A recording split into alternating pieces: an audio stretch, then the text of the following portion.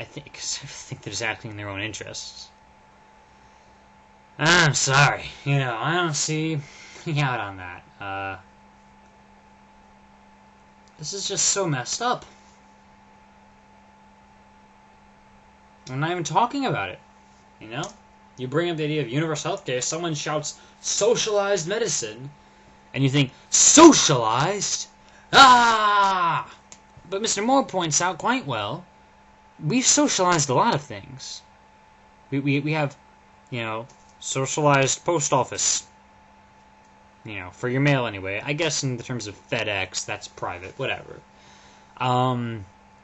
We have socialized schools up through, the age of 16, I guess, is you legally have to get schooling up through there. We have socialized road construction,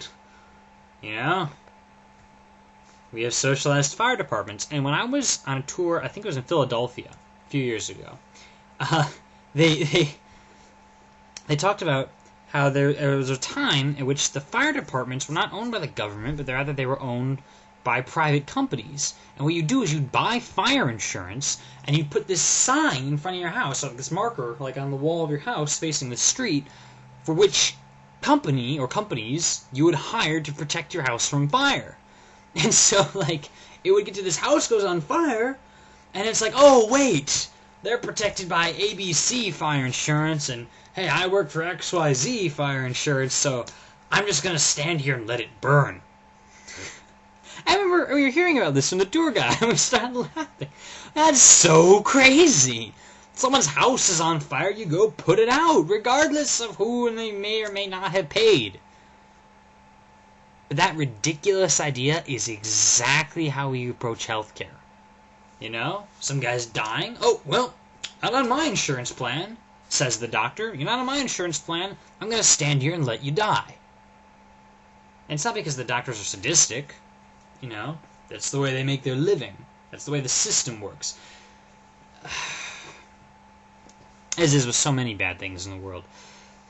There's a whole system to it. There's thousands and thousands of people involved. There's no one guy in charge of just making everything evil. One person with a specific intent of hurting others. But there's a whole lot of people with the lack of intent to help others. A lot of people are like, well, that's the way it works. There's one woman he interviewed who works at a call center for a healthcare company, right? And it was so revealing. She says she treats everyone so poorly on the phone.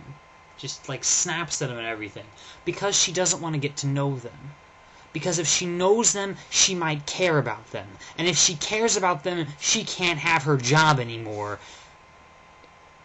Because the entire job is about hurting people. It's about revoking all their claims. As much as she possibly can. That's her job. And it hurts her to realize that. So she's snappy at everybody. And it reminds me now of the relationship a couple hundred years ago between master and slave. You have slaves,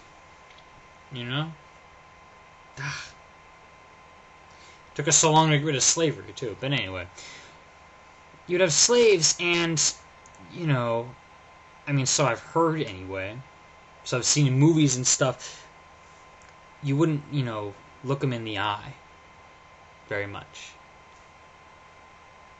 You wouldn't want to really see something that might be human.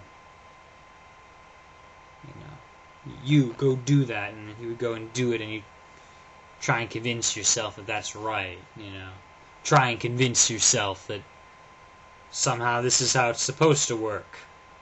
He's black, we can just force him into slavery, so, And it's all a lie. So now, we're trying... we're healthcare people, being distant anyway, not full of malice. I find there's far more negligence than malice in the world. But being distant from people, not wanting to develop a real relationship. And heck, maybe this is true in a bunch of businesses, if I think about it. Because you don't want to see something human there. You don't want to have to face facts that the system is being cruel to this person. You know?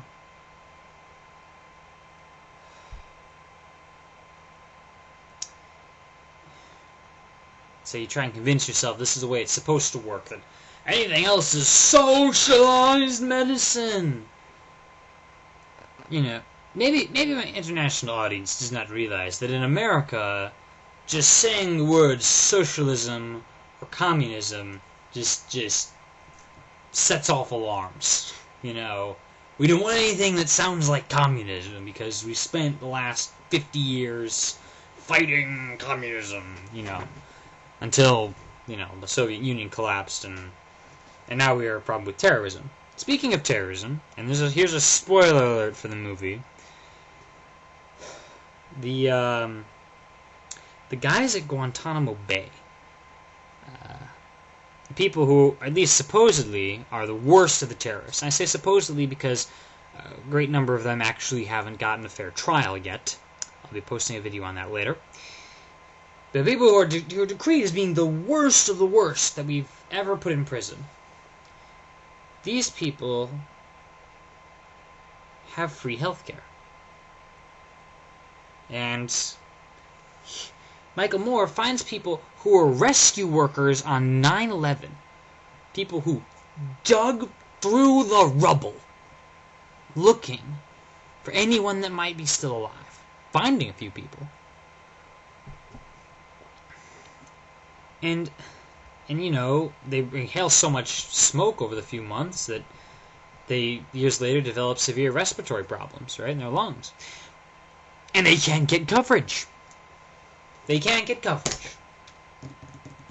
You know, these people anyway. I'm sure there are some people at 9/11 who did get coverage, but some of them didn't. And you know what? All of them should be fully covered.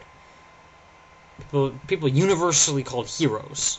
So he takes them to Guantanamo Bay. He sails up right to the bay and gets a bullhorn, you know. Says, hey, we want some health care. Look, we don't want any more than you're giving the evildoers. And it just says it right there. How absurd is this? The best way to get health care in this country is to commit a crime. If you have, you know, I don't know, cancer, your best bet is honestly to go shoot somebody so they'll throw you in jail so you can get free healthcare. Because legally you have to get free healthcare when you're in jail. And you know what, I'm not saying we should get rid of the free healthcare when you put someone in jail. No, I'm saying we should extend that free healthcare to everyone else.